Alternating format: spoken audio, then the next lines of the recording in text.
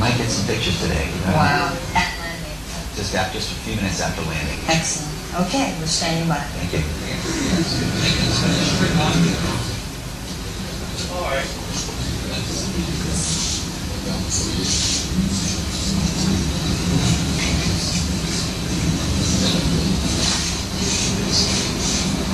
We're just under 6 minutes to entry.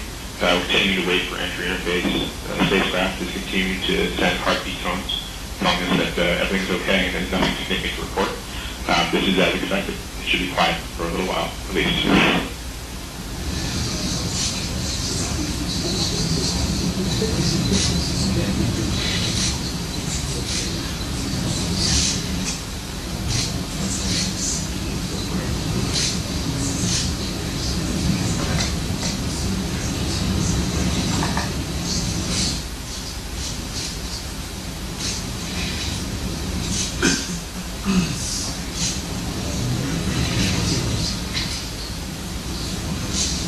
We're now 5 minutes to entry.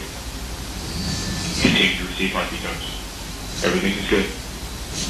At this time, curiosity should be up to about 5.5 kilometers per second.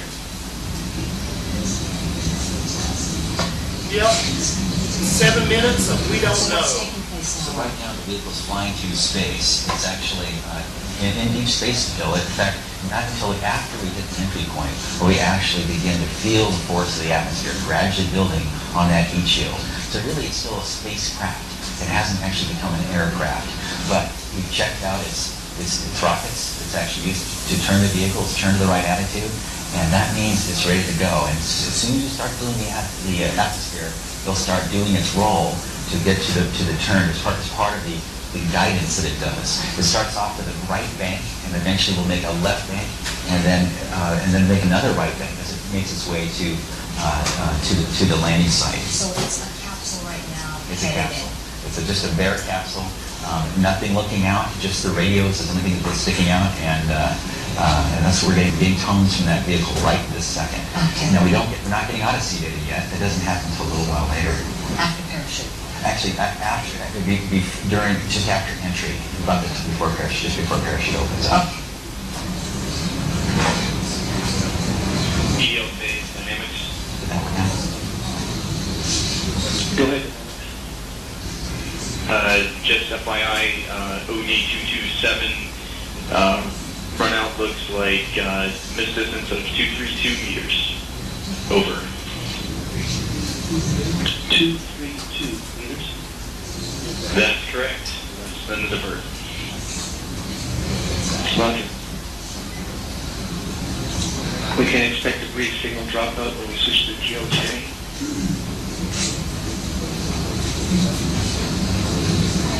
Right. At this time, MRO begins to sync up. But remember, we won't get that data for a while. It's got to store it and then send it back down here for us to decode. We're still seeing heartbeat tones. Everything looks good. Spacecraft should be up to 5.6 kilometers per second.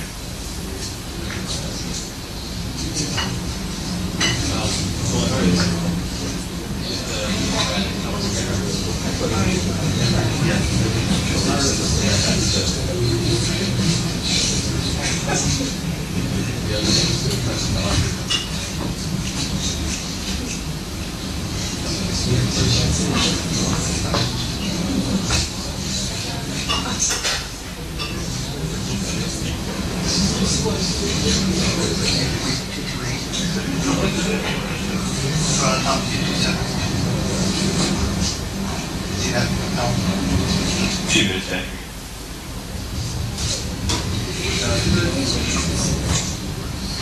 The EDL team is reporting the latest runouts, which is using the latest nav. Our best guess of where we are show us that the best guess of our landing target location is about 232 meters from the landing target.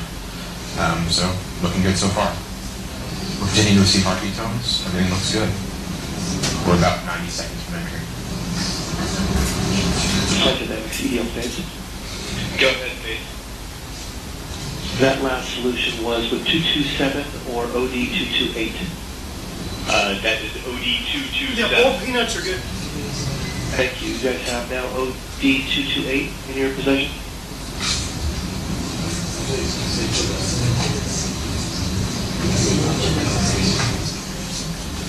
There will be no 228 for us phase.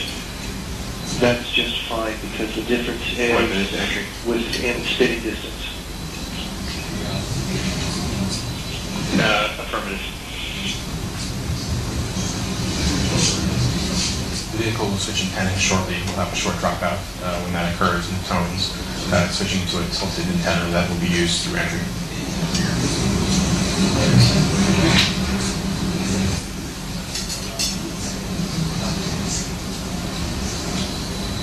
Bear in mind, guys, 30 seconds. As you come up on The, that, what's that? 2 to 3 second outage. Just have what we're seeing is 7 minutes delayed what's actually happening with the rover.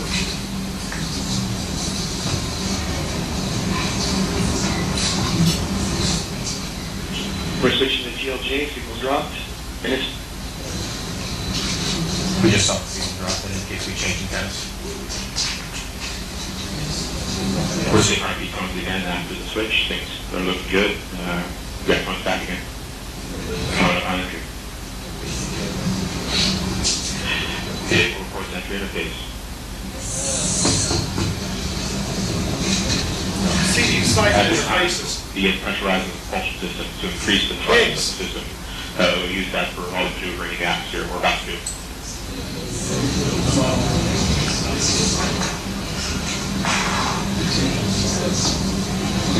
Back heartbeat tones.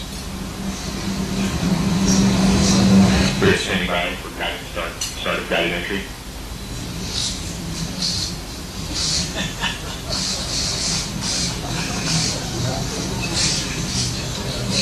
Seven the engine atmosphere in the docker.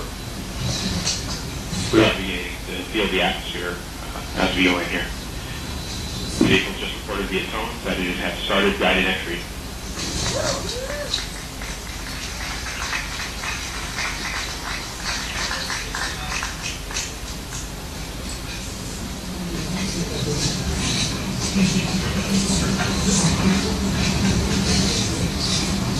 At this time, the vehicle is beginning to steer its way into the target. Sorry, first tank first.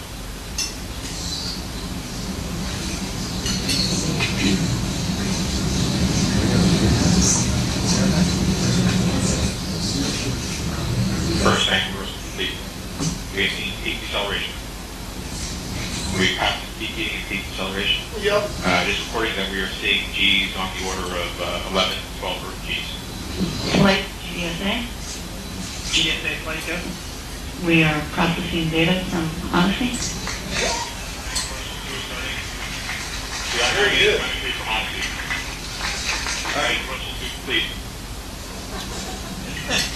copy tank reversal 2 complete. Okay. Standby flight. We have a connection, but we actually do not have any data yet. Copy. We can expect some intermittent contact at this time as the signal gets increases to expected level. There we go. Now seeing we have lots of GP. Copy. And visualization is updated. Make sure it's in alignment. Very good. There actually is no longer trying to control how far it's flying out range. It's just heading directly to the target. And the range control, air use minus 1.2 kilometers. Minus 1.2. 1.2. The LT is reporting that we are, that things look pretty good at the end of range control. We have converged a lot of the air. We should be heading towards the target.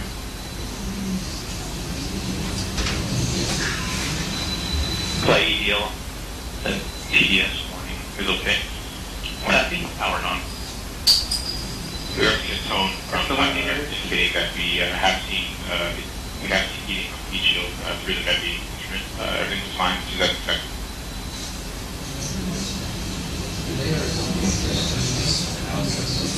During the setting alignment phase, we're flying almost horizontally like a plane.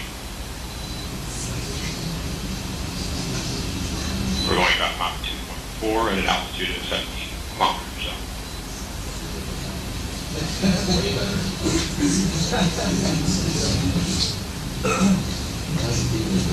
Sequels reporting heartbeat tones again, indicating that everything is fine during heading alignment. We are standing by for straight up flight right and parachute deployment.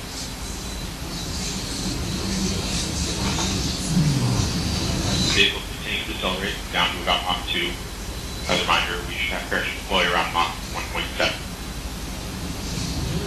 We're at 15 kilometers altitude.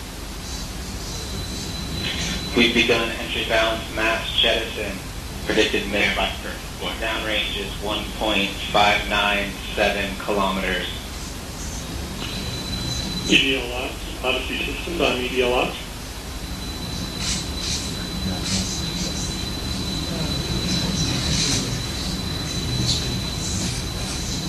Parachute deploy.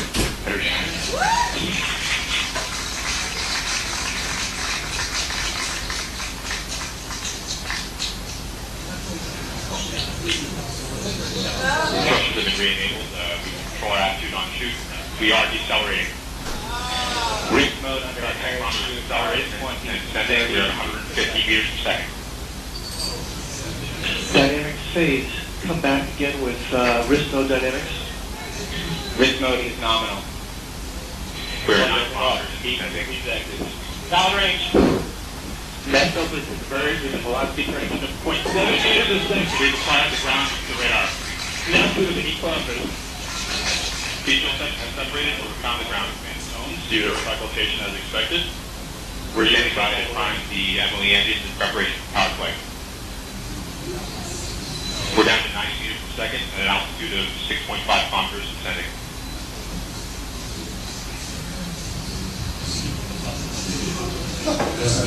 Flight EDL, we got video warnings. I didn't think that only was the station power from director of communications at the time. We may have lost our way.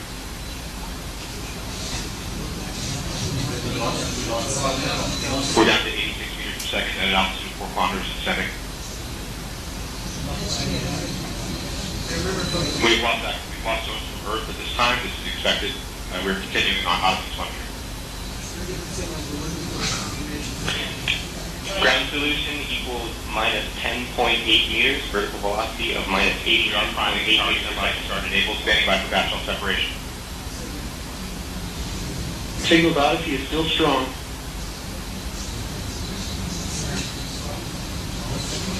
We are in powered flight.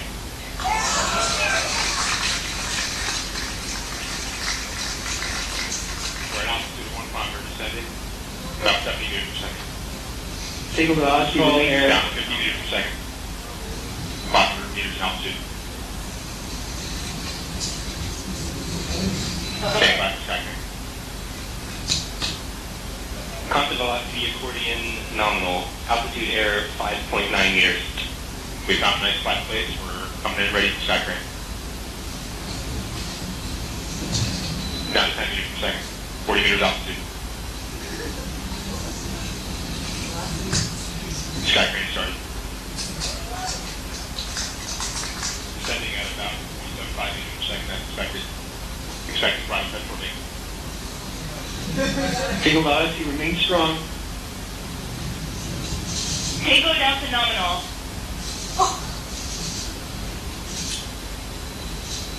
Yeah. Your palm configuration is stable. Yours is stable.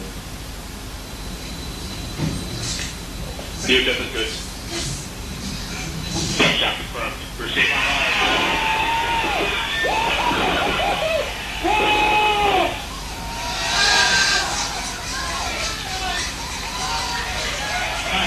Curiosity will take it.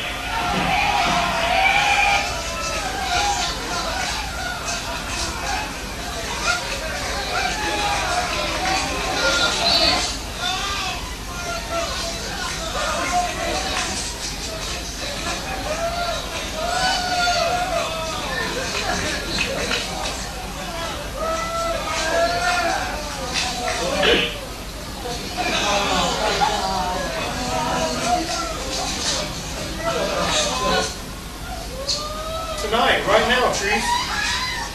At this time, we should be pleased with the stage of the business.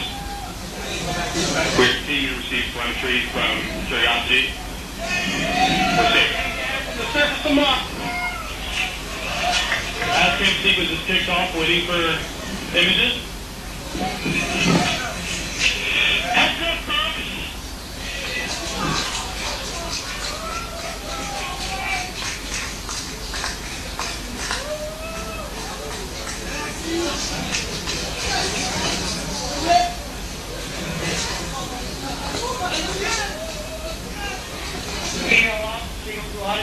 strong. Slightly images are starting to come down. We're beginning to get images from Odyssey. These are configured for images. These are thumbnails coming down. Odyssey data is still strong. Pretty big one, actually. Odyssey data is very strong. Odyssey's right behind this guy.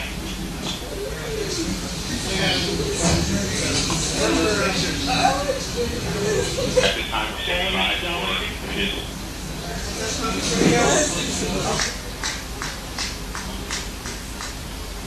Thumbnails are complete. You got thumbnails.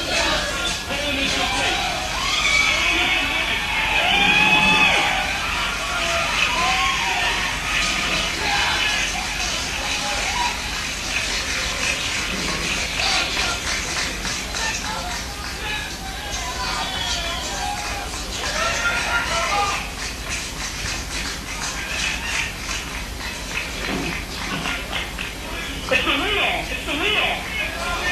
There we go. You can see the wheel. Yeah, wheels down on Mars. Oh my God.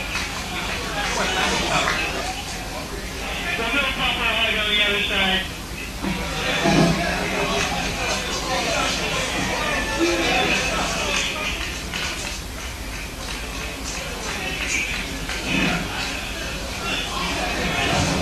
Keep watching, guys. Keep watching the stream. There's more stuff. Any minute now. And another. 256. Okay, okay. So here we are. We're gonna start. Go ahead. Okay. So we have landed out at the time we thought we would, and we now have our first image. We have our first image. This we've got is a 64 by 64 thumbnail. A rear has-cam image. You can see the shadow there. I'm not sure exactly what our orientation is of the vehicle, but we're looking through it. I think in just a few minutes we might get even a larger 250 to 256 frame pixel image of that same end. So we're looking at the shadow. See, the horizon is actually the distance. You can't really tell that. So we're looking actually at the shadow of this late afternoon sun. So these are Yes, the rear this house cams. rover is, compared to the other two, is like a Rolls Dust Royce. cover, but it's the dust To a cover Pinto. problem. It's the fact there's dust in the air because we've just blown dust all over the place with our descent engines. Fantastic.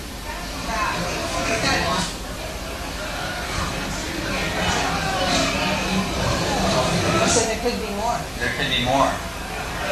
If we wait, we might get, oh yeah! This is the highest, this is the 256, 56 image. You see dust particles on the window. You can see the horizon there in the background. And there is the wheel of the rover safely on the surface of Mars. I can't believe it. This is unbelievable. We might get another one of these, and if we're lucky, and before Odyssey goes away, we'll get two more of these same images going the other side of the vehicle, and also probably dusty. This is amazing.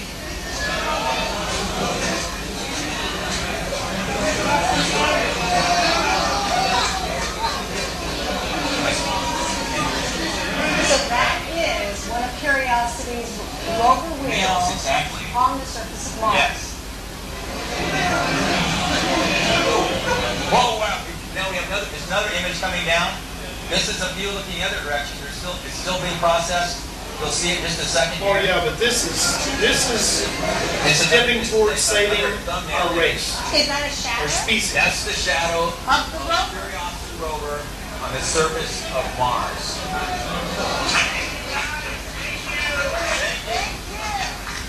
The Odyssey transition is about to end.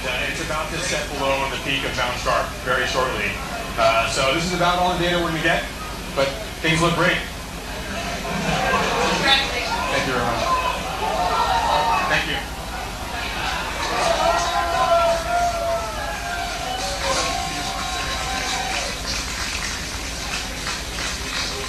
Oh yeah, Red Dog, I was saying earlier, just imagine if we had spent half of the money we spend on wars on NASA. Just half of it.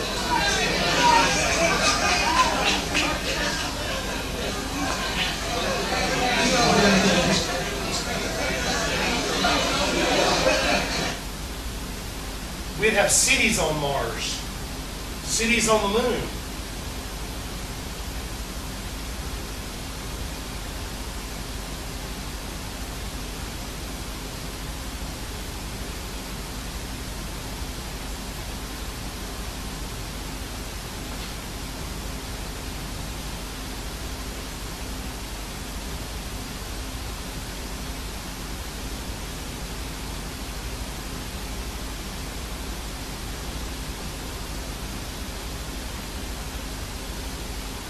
Well, one day, Trees, people won't be able to stay here because our population's ever growing. We've either got to spread out or become extinct.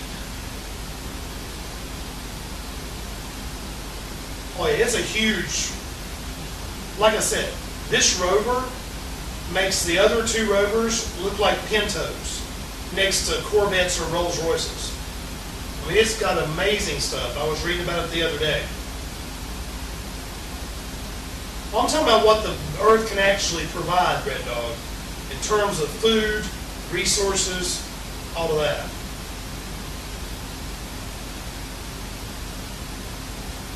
But ultimately, we will overuse the Earth, or something will happen to it. So if we want to continue as a species, we have to go out there.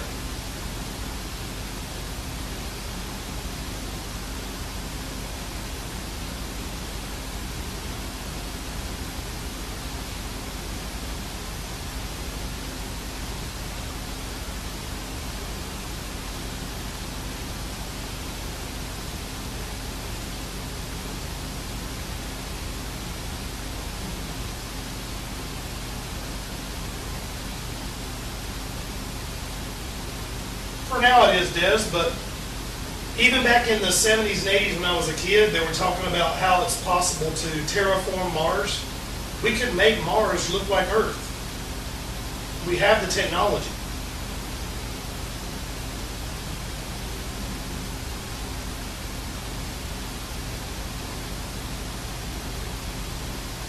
Costs $2.5 billion, which compared to our military is nothing. It's like dropping a penny in a hat.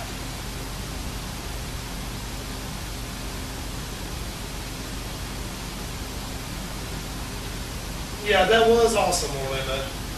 No doubt.